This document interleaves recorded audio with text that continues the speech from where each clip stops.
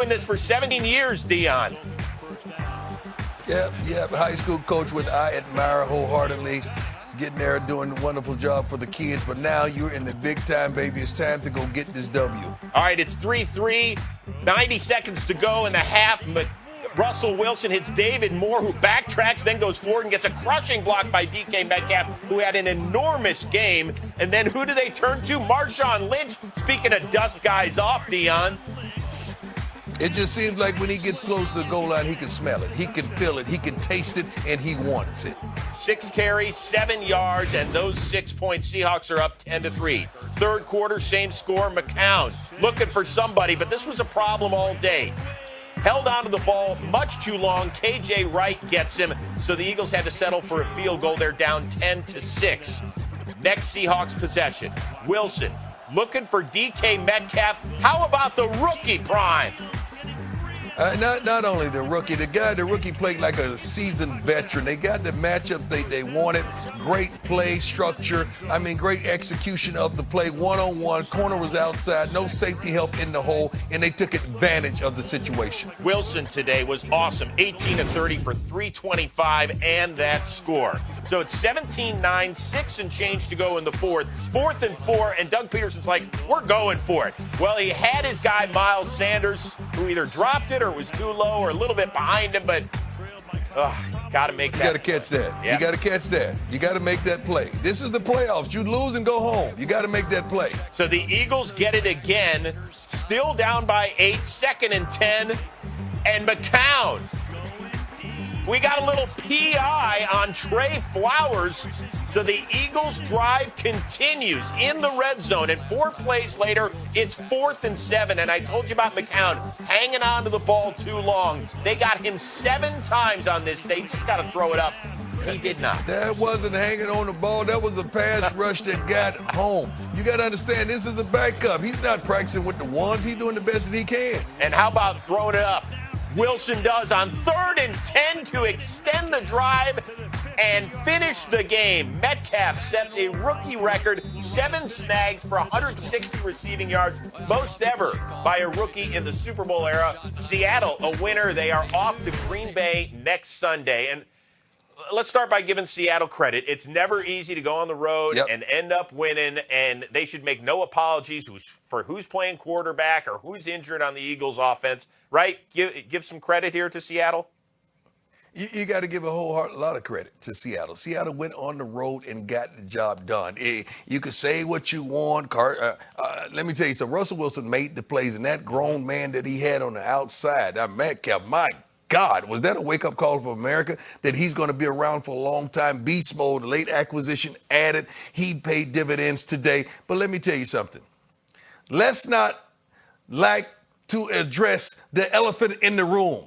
Carson Wentz, first, playoff game? And you get hurt, and that one I'm not going to say, hey, man, we saw this coming. No. But come on, staff. But Deion, this is a head injury. This is not an ankle. This isn't a knee. This was Jadeveon Clowney coming in head first. An injury is an injury, and you didn't prepare for this. This is something that has been happening since college. This ain't just sneak up on us. You had Nick Foles as a safety valve for the last couple of years. You didn't think by any chance that this could possibly happen again. No, it's not a regular injury, and let's not say it was a nasty hit. He went in with the shoulder. If you lean in with the shoulder first, what's the first thing is going to hit? Your head protrudes away from the shoulder. It was a clean hit. Let's not sit up there and play like it was a dirty hit. I hate that it happened because I love good football. I feel like the Eagles would have fared better if Wentz would have been in there. But you got to be precautionary in the offseason and understand like something like this could happen. Why? Because it has happened the last 2 years with Wentz. All right, but they weren't.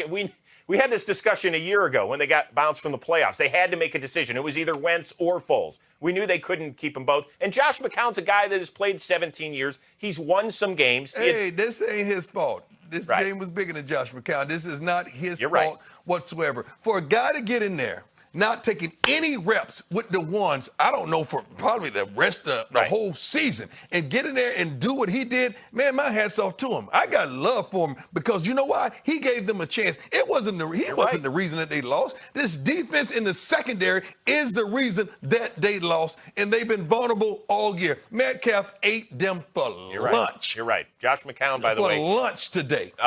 Just looking back, McCown threw 5 regular season passes and none since the month of September. So kudos to him for at least keeping the Eagles in a 1-score game. All right, let's move on to the other. Deion Tomlinson, and we are just about officially set for divisional weekend. The Seahawks are taking a knee, which will end the game. So they go to Philly, and they're going to get the win over the Eagles, which means they're going to head to Green Bay to take on the Packers. So the NFC guys, both wild card teams, the 5 and the 6 seeds, will end up getting victories here. And we had the 6th seed in the AFC, and the Titans go in Foxborough, beat the Patriots. Yeah. Heck of a day for heck of a weekend for road teams and for the wild card teams in this one, especially for the Seahawks. It's playoff time. And listen, we can sit back and say, this team during the regular season, they won 13 games, and this team, they only won 9 games, 10 games. You throw all that out. It don't even matter when you play in the postseason. And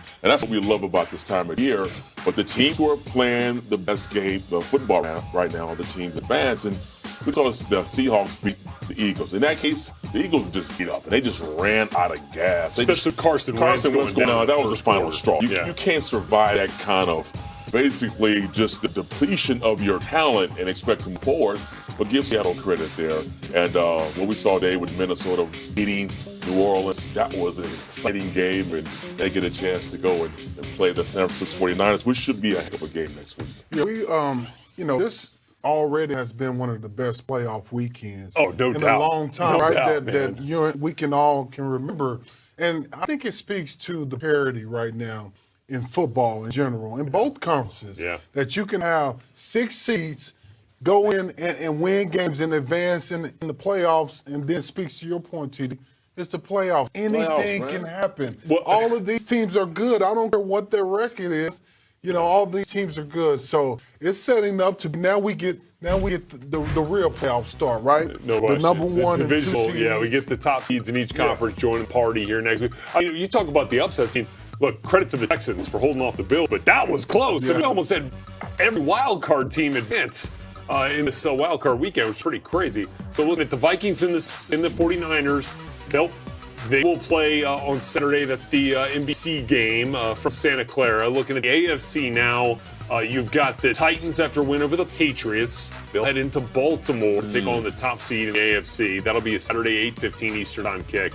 And then Sunday, we'll see the Texans take on the Chiefs from Arrowhead. Remember, the Texans went into Arrowhead and won earlier this regular season. Again, the Chiefs defense, wasn't playing as well at that point of the season as they have been over the course of the last few weeks. So, man, excited to see those 2 games in the AFC and then the 2 in the NFC as well for divisional weekend, which is usually one of the better weekends of the playoff schedule because you get the top 2 seeds back into the party. Yeah, that's typical. But you look at the AFC, the young quarterback talent that we're seeing there. Mahomes is going to play next week. Holmes and Watson again. Watson playing against each other. We got Jackson playing. Tannehill's not young, but he's not old, right? But that's a nice quarterback grouping with the AFC.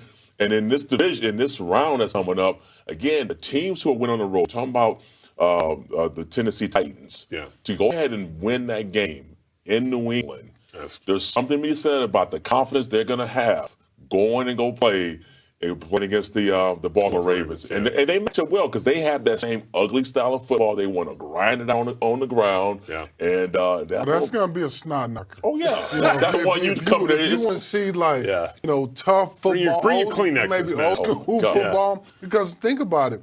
They run most of the time, both of these teams. Baltimore runs most of the time, especially with Lamar in the backfield. Their offense is built around running the football. And then Tennessee's offense really is built around running the football with Derrick Henry, who is the National Football League's lead rusher. Yeah. And so, man, I can't wait to see it. this is the type of football that you and I are used to, TD. Yeah, of course. From one time that we played.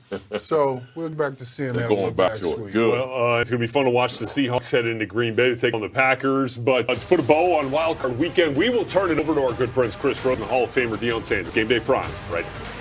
Doing this for 17 years, Deion. Yep. High school coach, which I admire wholeheartedly.